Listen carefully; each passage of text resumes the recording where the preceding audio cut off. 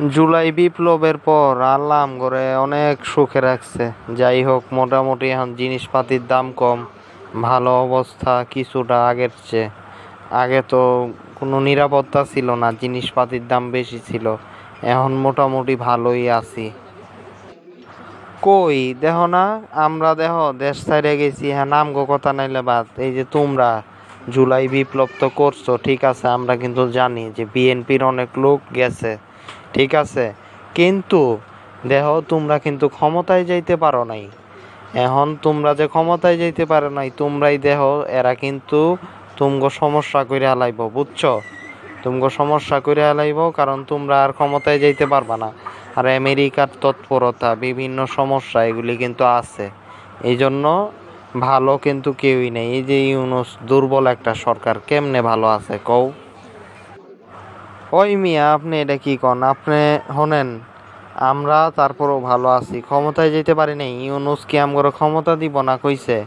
দিব দিব, নির্বাচনও দিব, সব কিছুই দিব। আপনি মিয়া ভালো নাই এটা কন? আমরা ভালোই আছি।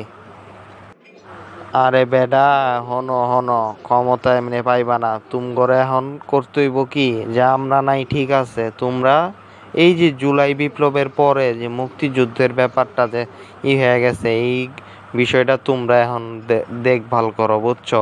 মুক্তিযুদ্ধের কথা বলো। এই জুলাই বিপ্লবীরা তুমগো ক্ষমতা দিব না, আমি এটা বুঝে আলাইছি। আমি তুমগো ভালো চাই, বুঝছো? আমলিক হইলেও এই জন্যই তোমরা এই পথেই চলো, বুঝছো?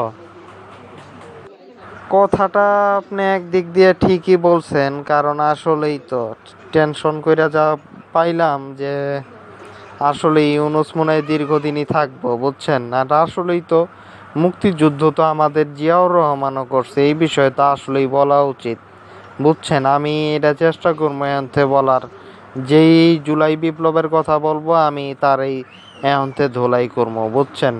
আর তাছাড়া আমি তো আগে আমলিক ছিলাম, ওই কোনো টেনশন করবেন না। আসলে ইউনূসকে সরাইতেই এনতে। হ হ হ, তাই করো। দেখো না, ইউনূস আমেরিকার দোসর, বুঝছো? ইউনূস এই জুলাই বিপ্লব এগুলি হচ্ছে পাকিস্তানিদের একটা তৈরি, এবং বিএনপি কিন্তু ক্ষমতায় যাইতে পারবো না। বিএনপি ক্ষমতায় যাইতে পারবো মুক্তিযুদ্ধের কথা বইলা, তারপর বিভিন্ন কিছু বইলা, বুঝছো? এগুলি বললে তাইলে মানুষ, তাইলে যেমনিই হোক, ভারত আছে তোমাদের সাথে, এখন থেকে আমরা নাই তাতে কি হয়েছে?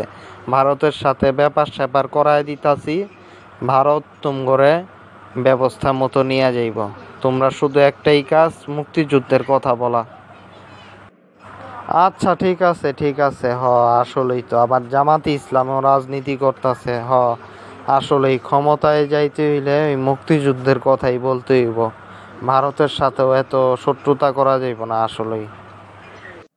জুলাই বিপ্লব বাংলাদেশের দ্বিতীয় স্বাধীনতা, একটা বিপ্লব, বুঝছো? এর মাধ্যমে দ্বিতীয় মুক্তিযুদ্ধ হইল বলা যায়।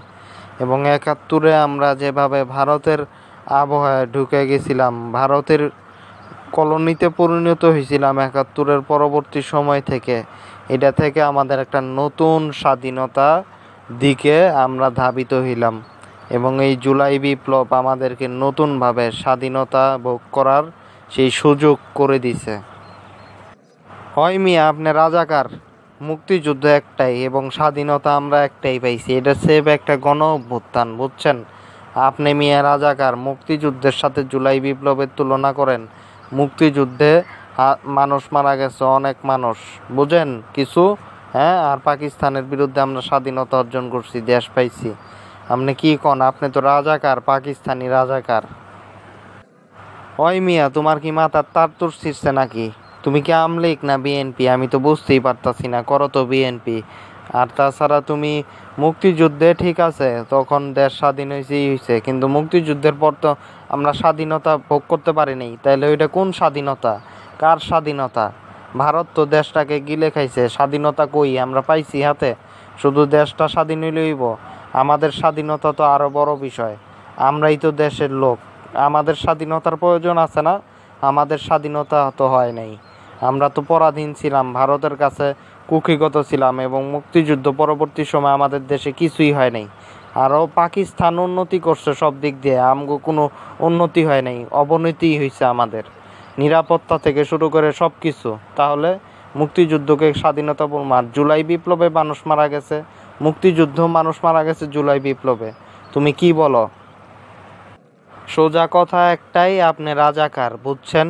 এর বাইরে আর কোনো কথা নাই। মুক্তিযুদ্ধ যত যুক্তি দেন, মুক্তিযুদ্ধ মুক্তিযুদ্ধ মুক্তিযুদ্ধ, এগুলি কইরেই তো আওয়ামী লীগ ধরা খাইছে। তোমরাও কি ওই ধরা খাইতে চাও? এই সমস্ত বাকওয়াজ বাদ দিয়া বাস্তবতার পথে আসো, বাস্তবতাকে স্বীকার করো, ইতিহাসকে স্বীকার করো, তাহলেই আমরা তোমাদেরকে চিন্তা করব, নাইলে আওয়ামী লীগের পথে তোমরা গেলে তো হইব না।